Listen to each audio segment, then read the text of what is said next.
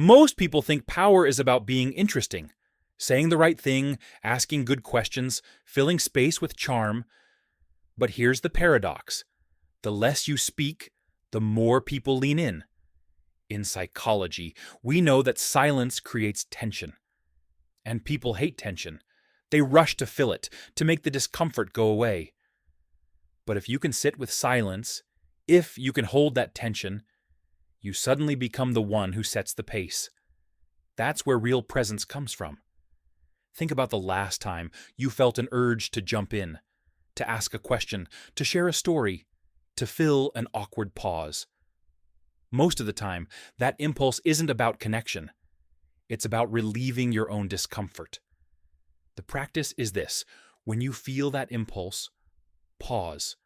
Don't act, just observe. What was I about to say? Why? Do I actually need to say it? When you don't immediately release the pressure by speaking, you start to notice how much of our communication is just self-soothing. And when you hold back, you create space for something deeper to emerge. Silence is powerful because it creates what psychologists call a projection space. When you don't fill the air, other people project into it. They reveal themselves. Someone insecure will rush to over-explain. Someone self-absorbed will keep talking about themselves. Someone manipulative may try harder to push you to respond. And someone grounded will relax into the silence and meet you there. In other words, you learn more by watching what people do in silence than by anything they could tell you with words. It's the same reason therapists use silence strategically. When they don't jump in, the client eventually fills the space, and in doing so, often reveals the truth they were avoiding. When you speak less, people become more curious about you. Humans are wired to lean toward mystery. If you're always explaining, always asking, always giving, there's no tension left. You've given everything away. But when you hold back, every word you do say has more weight. People wait for your response instead of tuning it out. They lean in because they want to understand you.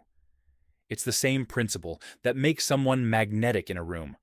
The person who doesn't rush to speak, who holds their energy, creates gravity. Others feel pulled toward them, even if they can't explain why. Here's the hard part: silence feels uncomfortable. You'll feel the urge to blurt something out just to break it. But if you can learn to sit in that discomfort, to hold your ground, you discover a new kind of control. Silence is not withdrawal, it's containment. It's choosing when and how you give your energy. And in that choice, you stop leaking power. So the practice is simple, but not easy. Next time you feel the impulse to speak, pause. Sit with it. Watch how people respond. You'll be surprised how much more you see when you're observing rather than filling.